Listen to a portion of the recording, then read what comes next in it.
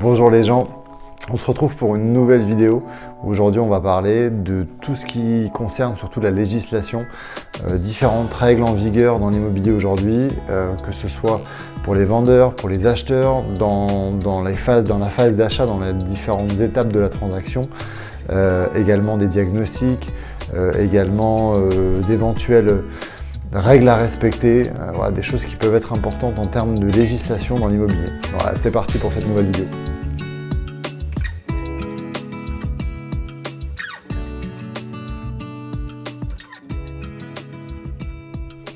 Donc déjà les premières choses à savoir, c'est les lois qui vont régir un petit peu la transaction immobilière. Aujourd'hui, il y a deux lois importantes dans l'immobilier. La première, ça va être celle qui régit les professionnels de l'immobilier, donc c'est la loi Hoguet. Et la seconde, ça va être tout ce qui concerne tout un tas d'éléments, enfin tout un tas d'opérations dans l'immobilier et le secteur immobilier d'une manière assez générale, qui va être la loi Allure. Loi qui a été mise en place à l'époque par Cécile Duflot. Et c'est une loi un peu poupée russe, c'est-à-dire c'est une loi qui évolue sans cesse. Il y a toujours de nouveaux articles qui arrivent, mais la loi de base, c'était la loi Allure. Donc ça, c'est les deux lois aujourd'hui qui vont le plus contrôler la transaction immobilière ou le secteur immobilier. Vous, en tant que particulier, vendeur ou acheteur, en soi, vous n'aurez pas forcément besoin de vous intéresser à la loi Hoguet, qui concerne surtout les professionnels. Vous, ça va être la loi Allure. Donc cette loi Allure va intervenir dans différents domaines de l'immobilier, à différents moments. Tout d'abord, en tant que client, alors particulier acheteur par exemple, un acheteur va avoir aujourd'hui accès à un certain nombre d'éléments, un certain nombre de données, de caractéristiques liées au bien qu'il va acheter. Ça, c'est des éléments qui sont aujourd'hui obligatoires quand on achète un bien, par exemple en copropriété. Si aujourd'hui vous achetez un bien en copropriété, la loi Allure oblige à ce qu'on vous transmette un certain nombre d'éléments. Alors, ça va être tout ce qui est assemblée générale, donc les derniers PV d'assemblée générale, règlement de copropriété, les appels de charges, différents appels de fonds qu'il y a pu y avoir dans la copropriété, un questionnaire syndic. Tout ça, c'est des papiers qui vous sont fournis pour vous informer pleinement de l'état de votre copropriété, de l'état de l'immeuble dans lequel vous allez acheter et de la situation de votre appartement au sein de cette copropriété. Donc ça, c'est quelque chose d'assez important pour un acquéreur. Ça lui permet d'avoir tout un tas d'infos. Ça peut être assez long et fastidieux pour un particulier vendeur, parce que du coup, lui, il va devoir réunir tous ces éléments-là. Donc les pros de l'immobilier sont là pour ça aussi, pour aller récupérer ces éléments-là. Mais voilà, quand vous achetez, vous aurez un gros dossier avec tout un tas d'éléments pour pouvoir vous garantir un certain nombre de choses par rapport au bien que vous achetez. Ça, c'est plus important, on va dire, dans la loi Allure aujourd'hui quand on achète un bien immobilier, surtout en copropriété. Ensuite, elle parle également des diagnostics. Il y a un certain nombre de diagnostics obligatoires aujourd'hui quand on achète un bien immobilier. Donc diagnostic électrique, gaz, s'il y a de l'électricité, du gaz, diagnostic amiante, plomb, diagnostic assainissement. Il y a également l'attestation de surface qu'on appelle loi Carrez. Donc, tout ça, c'est un certain nombre de diagnostics qu'on vous fournira, si le logement est équipé évidemment, qu'on vous fournira au moment de votre achat. Donc l'idée, c'est d'informer le consommateur au maximum, qu'il n'y ait pas de surprise. Donc voilà, ça c'est l'intérêt pour aujourd'hui un acheteur qui cherche à acheter un bien en copropriété. Pour les maisons ou les maisons individuelles, donc des maisons qui ne sont pas en copropriété, ces éléments-là, certains éléments ne sont pas obligatoires. Tout ce qui concerne la copro, c'est pas obligatoire. Et la loi Carrez, par exemple, n'est pas obligatoire. C'est ce qu'on appelle l'attestation de surface. On n'a pas à vous attester d'une surface quand vous achetez une maison individuelle. C'est de la surface déclarative. Si on vous déclare 100 mètres carrés dans la maison, que vous mesurez et que vous constatez qu'il n'y en a que 90, vous ne pourrez pas faire grand-chose. D'accord ? Ça reste du déclaratif. Ok, ça c'est la petite subtilité, la petite différence par rapport à un bien en copropriété où il y a une vraie attestation de surface. Donc on a vu la loi Allure et ce que ça comporte. Alors je ne vous parle pas de tout ce qu'il y a dans la loi Allure, sinon on ferait une vidéo qui durerait très longtemps. Je vous ai parlé de l'essentiel en tant qu'acheteur d'un bien. Il y a d'autres étapes. Donc une fois qu'on a récupéré les documents de cette fameuse loi Allure, on va pouvoir signer un compromis de vente ou une promesse chez un notaire pour s'engager dans l'achat de ce bien. Donc le vendeur s'engage à vous vendre le bien et vous vous engagez à acheter le bien, avec un prix, des conditions précisées. Certaines conditions sont particulières, d'autres conditions sont suspensives, ça veut dire qu'elles suspendent la vente. Si on ne les respecte pas, on ne peut pas faire la vente, c'est pour ça que ça s'appelle des conditions suspensives. Donc là, à ce moment-là, la première chose qui va intervenir, c'est le délai de rétractation. Ces fameux 10 jours que vous avez aujourd'hui en France en tant que consommateur de certains services, c'est 10 jours de rétractation. 10 jours pendant lesquels vous pouvez réfléchir, changer d'avis et vous rétracter sans aucune explication ou justification particulière. Ça, c'est ces fameux 10 jours de rétractation. Ça, ces 10 jours-là partent à compter du lendemain de la présentation du facteur ou du lendemain de la présentation du recommandé électronique, parce qu'il y a de plus en plus de notaires aujourd'hui qui font des envois de recommandés électroniques, où on vous notifiera l'envoi du compromis que vous avez signé. Donc vous allez chez le notaire, vous signez un compromis de vente, il est prêt, il est signé par les deux parties. À ce moment-là, le notaire vous l'envoie, ou en recommandé classique, ou en recommandé électronique. Et au lendemain de la présentation de ce document, vous avez 10 jours pleins. Passé ces 10 jours, vous êtes engagé, c'est-à-dire vous n'avez plus de délai de rétractation. Mais il y a encore d'autres conditions qui vont intervenir. Alors, si vous payez comptant, pas de prêt, pas de financement bancaire, vous avez l'argent disponible, vous payez comptant. À ce moment-là, il n'y a pas grand-chose d'autre. Il n'y a pas d'autres conditions suspensives. Ça veut dire que passé les 10 jours, vous êtes engagé. Vous ne pouvez plus revenir en arrière. Si par contre vous avez un prêt bancaire, vous faites un prêt, à ce moment-là, vous aurez la condition suspensive d'obtention de prêt. C'est une condition qui ne sera levée qu'à partir du moment où vous aurez un accord ou un refus de prêt. Ou la banque vous dit oui, ou la banque vous dit non. Mais il faut respecter un cadre, un délai particulier. Le cadre, il est fixé en fait chez le notaire. C'est au moment où on fait le compromis. À ce moment-là, vous dites au notaire, bah voilà, la banque m'a dit que je pouvais emprunter 150 000 euros sur 15 ans à un taux moyen au maximum de 1,50 par exemple. Vous devez respecter ces conditions-là.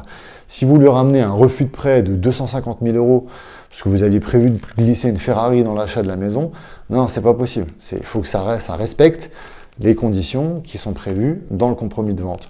Ça, c'est essentiel, sinon ça ne fonctionnera pas. Donc, vous avez ce délai-là. Alors, en moyenne, c'est 45 jours. On va dire que ça va de 45 à 60 jours. Ça, c'est l'usage. En règle générale, c'est ça. Après, ça peut varier en fonction des dossiers. Ça veut dire que vous avez entre 1 mois et demi et 2 mois pour obtenir un accord ou un refus de prêt. Si vous avez un refus de prêt, à ce moment-là, vous sortez du dossier sans aucune justification supplémentaire, sans aucune pénalité particulière, vous sortez tout simplement du dossier. D'accord ? Si par contre, vous avez votre prêt, mais que pour X raison, vous ne voulez plus acheter ces biens, appartement ou maison, vous ne voulez plus acheter, vous avez changé d'avis, voilà, bref. À ce moment-là, vous êtes redevable parce que vous rétractez sans justification, sans motif valable et sans rentrer dans les cas d'une condition. À ce moment-là, vous êtes redevable d'une clause pénale. Alors, qu'est-ce que c'est la clause pénale ? C'est une pénalité qui représente 10% du montant du bien. Si vous achetez une maison, un appart ou une maison à 150 000 euros, à ce moment-là, ce sera 15 000 euros que vous devrez à l'autre partie. Donc vous, en tant qu'acheteur, si vous ne respectez pas les conditions et que vous souhaitez vous rétracter en dehors de toute condition possible, à ce moment-là, vous devez 10% du prix du bien à votre vendeur. Vous, vendeur, par contre, le vendeur n'a pas de délai de rétractation, le vendeur n'a pas de conditions. Le vendeur, une fois qu'il a signé un compromis, il ne peut plus se rétracter. Voilà. Il est définitivement engagé. Il ne peut plus revenir en arrière. Donc le vendeur, si lui, il change d'avis, par exemple, puis pour X raison, il veut garder sa maison, il ne veut plus vendre, j'en sais rien, voilà, ça peut arriver, à ce moment-là, c'est lui qui doit les 10% à l'acheteur. D'accord ? Parce qu'il ne respecte pas les clauses du compromis. Voilà comment ça se passe, quels sont les différents délais qu'il peut y avoir. Alors, il y a d'autres conditions qui peuvent intervenir. On peut tout ajouter dans un compromis en soi, on peut mettre tout un tas d'éléments. Il y a par exemple la condition suspensive d'obtention de permis de construire. Si vous achetez un terrain ou que vous achetez un bien ou vous voulez déposer un permis pour faire une extension, un agrandissement, etc., ou si vous voulez construire une maison, ça peut arriver qu'il y ait des conditions suspensives d'obtention de permis. Dès que vous avez votre permis, on lève cette condition. Si vous n'avez pas votre permis, c'est fini, on arrête. Voilà comment ça se passe. Bon, là, je ne vais pas vous faire part de toutes les conditions qui peuvent exister. Je vous ai donné les plus connues, mais voilà les conditions qui existent aujourd'hui et voilà les différentes étapes, les différents délais qui vont intervenir dans l'achat d'un bien immobilier. Petite subtilité quand même, donc on fait attention. Petite subtilité sur un acheteur pro. Si vous êtes un acheteur professionnel, alors qu'est-ce qu'on entend par acheteur professionnel? Un acheteur professionnel, c'est par exemple une SCI ou une SARL. Mais alors, je vais préciser quelle SCI. Il faut que ce soit une SCI où la désignation est l'achat et la vente de biens immobiliers. Il faut que dans la désignation de la SCI, ce soit bien ça. Si c'est autre chose, si c'est pas lié à un achat de biens immobiliers, vous n'êtes pas considéré comme un professionnel de l'immobilier. Mais si la désignation de la SCI, c'est ça, à ce moment-là, vous êtes considéré comme un acheteur professionnel. Donc les acheteurs professionnels, pour le coup, eux n'ont pas de délai de rétractation. Ça veut dire qu'une fois qu'ils ont acheté, on considère qu'ils sont en toute connaissance de cause, en tant que professionnels, ils achètent et ils n'ont pas besoin de délai de rétractation. Ils savent ce qu'ils font. Donc attention, si vous êtes acheteur professionnel, ne vous attendez pas à avoir un délai de rétractation. Vous ne l'aurez pas. On va prendre encore des petits cas particuliers, des questions qu'on me pose assez souvent. Par exemple, truc qui arrive, qu'on me pose assez régulièrement. Si demain, mon vendeur ne veut plus vendre la maison, qu'est-ce qui se passe? Alors, je vais vous donner la version officielle et la version officieuse. La version officielle, c'est que en tant qu'acheteur, ou même en tant qu'agent immobilier, s'il y a des pros de l'immobilier qui regardent ma vidéo, vous avez le droit de forcer votre vendeur à vendre le bien. À partir du moment où tout a été défini dans un compromis, qu'il ne respecte pas les conditions établies dans le compromis, vous avez le droit de le forcer à vendre son bien. Ça, c'est la version officielle. La version officieuse, c'est qu'aujourd'hui, il n'y a aucun juge d'instruction qui va forcer un vendeur à vendre sa maison. Je vois mal un juge dire aux gens, écoutez, vendez votre maison, c'est comme ça, vous êtes à la rue dans 3 mois, vous n'avez pas le choix. Il n'y a aucun juge qui fera ça. Donc malheureusement, si un jour, votre vendeur ne veut plus vendre, vous ne pouvez pas faire grand-chose. Après, vous pouvez intenter une procédure pour exiger la clause pénale, mais c'est pareil, je ne suis pas convaincu que vous arriviez à avoir un résultat. Voilà. Qu'est-ce que j'ai d'autre comme cas de figure? Cette fameuse histoire des vices cachés. Les vices cachés, c'est quelque chose qui revient très souvent. Vice caché, c'est un grand mot, c'est un gros mot que beaucoup emploient à tort et à travers sans trop savoir ce que ça veut dire. Donc les vices cachés, moi en 15 ans d'expérience, j'en ai pas vu des masses. Le principe d'un vice caché, c'est un vice caché, non apparent, qui peut être inconnu du vendeur. Donc s'il est inconnu du vendeur, allez prouver que il a caché le truc exprès, ça va être compliqué. Et en plus de ça, qui est tellement grave que ça nuit à la solidité, à la structure ou à l'habitabilité du bien. Ça veut dire qu'on peut considérer que c'est tellement important comme vice qu'on ne peut plus habiter dans le bien. Que le bien n'est plus sécurisé ou on ne peut plus y habiter. Donc c'est très compliqué d'arriver à justifier ce genre de choses. Donc quand vous voyez une fissure sur une façade, une fissure à l'intérieur, si vous voyez, j'en sais rien moi, une remontée par capillarité de l'humidité, du salpêtre, etc. C'est pas des vices cachés déjà parce qu'ils sont pas cachés, ils sont apparents, d'accord? Si vous voyez, je sais pas, vous bougez, vous visitez la maison avec des meubles, là vous vous rendez compte au moment où vous avez acheté la maison que les meubles ne sont plus là forcément, et là vous découvrez quelque chose. Attention, alors effectivement c'était caché, mais il faut arriver à prouver que c'était caché du fait du vendeur, déjà. Il faut arriver à prouver que ça joue sur la structure, sur la solidité du bâtiment. Or, ce n'est pas forcément le cas.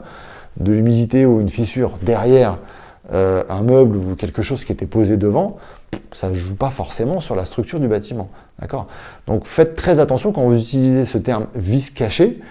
La loi précise véritablement ce que c'est qu'un vice caché. Ce n'est pas n'importe quel désordre que vous auriez pu rencontrer dans le logement que vous achetez. Donc faites attention à ça. Et pour arriver à le prouver, c'est très compliqué. Dernier petit point important, c'est quand les gens me disent « Ouais, j'ai acheté la maison, mais il y a ça qui ne va pas, il y a ça qui ne va pas, machin. » Alors, la réalité, c'est quand vous achetez à des particuliers, d'accord ?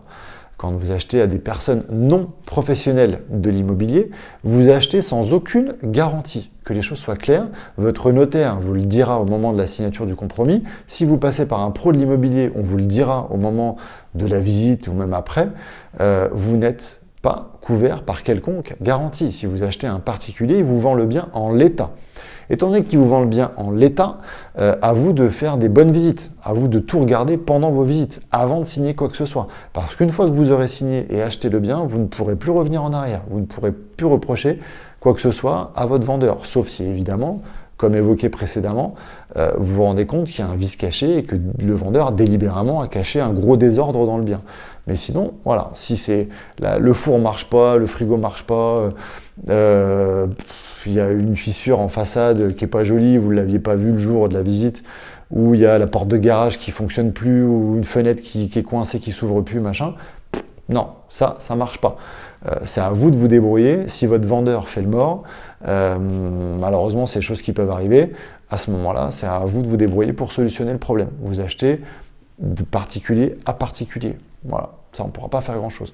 Après, c'est pour ça aussi que j'insiste dans chaque vidéo, faites-vous accompagner d'un bon professionnel de l'immobilier, parce que le professionnel de l'immobilier va voir des choses que vous ne verrez pas forcément. Le professionnel de l'immobilier, quand vous l'appellerez au téléphone, il vous répondra, et puis il essaiera de trouver des solutions. S'il connaît des artisans, s'il connaît des gens qui peuvent vous aider, il vous aidera. Donc ça change quand même la donne. Quand vous achetez de particulier à particulier, voilà, vous êtes tout seul, vous devez vous débrouiller. Voilà pour moi, pour aujourd'hui. On se retrouve très prochainement pour une nouvelle vidéo. Prenez soin de vous. Et on n'oublie pas, on s'abonne, on like, on commente, on partage. J'ai besoin de vous. À bientôt.